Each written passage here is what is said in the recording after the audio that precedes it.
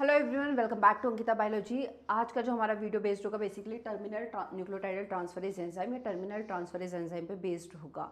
बता दें आपको आरटीटी की सीरीज़ चल रही है। आरटीटी की सीरीज़ में हमने ऑलरेडी डीएनए लाइगेज एंजाइम, आपका रिवर्स ट्रांसक्रिप्टेज एंजाइम हम ऑलरेडी स्टडी कर चुके हैं।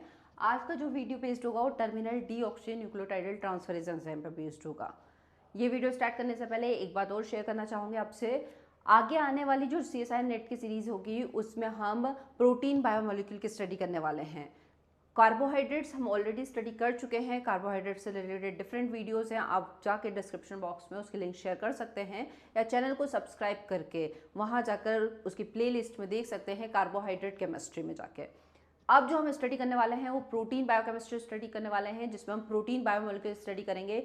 बेसिक से लेके एडवांस तक जाएंगे। CSIR नेट के क्वेश्चंस पे फोकस करेंगे। ध्यान रखिए, जिन्होंने भी अभी तक चैनल को सब्सक्राइब नहीं किया है प्लीज़ चैनल को सब्सक्राइब कर ले, ताकि ये चैनल ज़्यादा से ज़्यादा स्टूडेंट्स तक पहुंच जाए। उसके नोटिफिकेशन या बेल आइकन पे क्लिक करें ताकि आपको लेटेस्ट जो भी वीडियो अपलोड हो रहे हैं उसकी इन्फॉर्मेशन आप तक पहुंच जाए। वीडियो से रिलेटेड जहां पर भी डाउट हो आप कमेंट करके पूछ सकते हैं या मेरी पर्सनल मेल ID पे मेल भी कर सकते हैं। चलिए स्टार्ट करते हैं। Terminal deoxy nucleotidyl transferase enzymes कहाँ पर यूज होता है जनरली, किसके लिए? आरडीटी में यूज होने वाला एंजाइम्स है। जेनेटिक इंजीनियरिंग में भी इस एंजाइम्स को यूज किया जाता है, क्योंकि इसके थ्रू जीन क्लोन्स या बेसिकली क्लोनिंग जो होती है उसमें terminal nucleotidyl transferase enzymes role play करता है। कैसे रोल प्ले करेगा वो देखते हैं। Terminal deoxy nucleotidyl transferase enzymes को क्या क्या नाम से जाना जाता है? TDT भी कहा जाता है, ध्यान रखिए। TDT is a short form. Next name उसका होता है टर्मिनल ट्रांसफरेज या terminal deoxy nucleotidyl transferase. Terminal deoxy nucleotidyl transferase. Terminal deoxy nucleotidyl transferase या DNA deoxy nucleotidyl exo transferase भी इसे कहा जाता है। क्यों? क्योंकि टर्मिनल DNA, ये डबल स्टैंडर्ड DNA है आपके पास, ये डबल स्टैंडर्ड DNA के टर्मिनल्स पे न्यूक्लियोटाइड को ऐड करता है। नंबर ऑफ न्यूक्लियोटाइड्स किस टर्मिनल पे ऐड करेगा? उसके 3' एंड पे नंबर ऑफ न्यूक्लियोटाइड्स को ऐड करता है। किसी भी एंड्स पे, बट किस एंड पे करेगा? बेसिकली उसके 3' प्राइम पे। DNA के डबल स्टैंडर्ड में उसके 3' एंड्स पे या 3 प्राइम्स पर नंबर ऑफ न्यूक्लियोटाइड्स को ऐड करता है, वो भी होमो न्यूक्लियोटाइड्स को। होमो न्यूक्लियोटाइड्स इट मीन्स या तो वो AAA की सीक्वेंस ऐड करेगा या TTT की सीक्वेंस, GGG या CCC की सीक्वेंस को ऐड करेगा। होमो पॉलीमर टेल को ही ऐड करेगा उसके 3' एंड पे DNA के। यदि वो 3' एंड पे होमो पॉलीमर टेल को ऐड करा है तो हम ये समझ सकते हैं कि वो एक ब्लंट एंडेड DNA को में जनरली ओवरहैंग्स क्रिएट करके उसे स्टिकी एंड्स में कन्वर्ट करा है। मतलब कह सकते हैं terminal transferase enzyme blunt and को किस में कन्वर्ट कर देता है? स्टिकी एंड्स में। ब्लंट एंड को किस में कन्वर्ट कर देगा? ब्लंट एंड्स को से जनरेट कर देगा उसके sticky ends. Sticky ends generate कर देगा। स्टिकी एंड्स मतलब DNA के ओवरहैंग्स जनरेट होना, ठीक है। स्टिकी एंड्स जनरेट हो जाएंगे तो वो इजीली क्या कर सकता है? अपने जो भी उसके अपोजिट न्यूक्लियोटाइड्स है उससे पैरिंग कर सकता है और डबल स्टैंडर्ड DNA का फॉर्मेशन कर देगा, ठीक है। तो जीन क्लोनिंग में generally terminal deoxy nucleotidyl transferase enzyme का अब कैसे करेगा? Terminal deoxy nucleotidyl transferase enzyme एक टाइप का टेम्पलेट इंडिपेंडेंट एंजाइम होता है।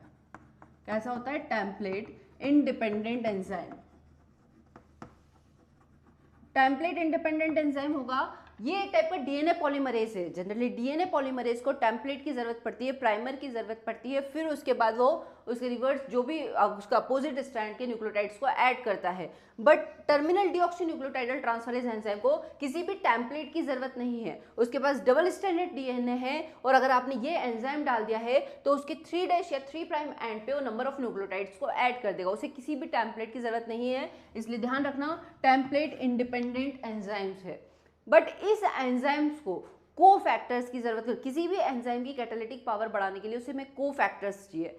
टर्मिनल डीऑक्सी न्यूक्लियोटाइडल ट्रांसफरेज की भी कैटालिटिक पावर बढ़ाने के लिए उसे कोफैक्टर्स की जरूरत पड़ती है।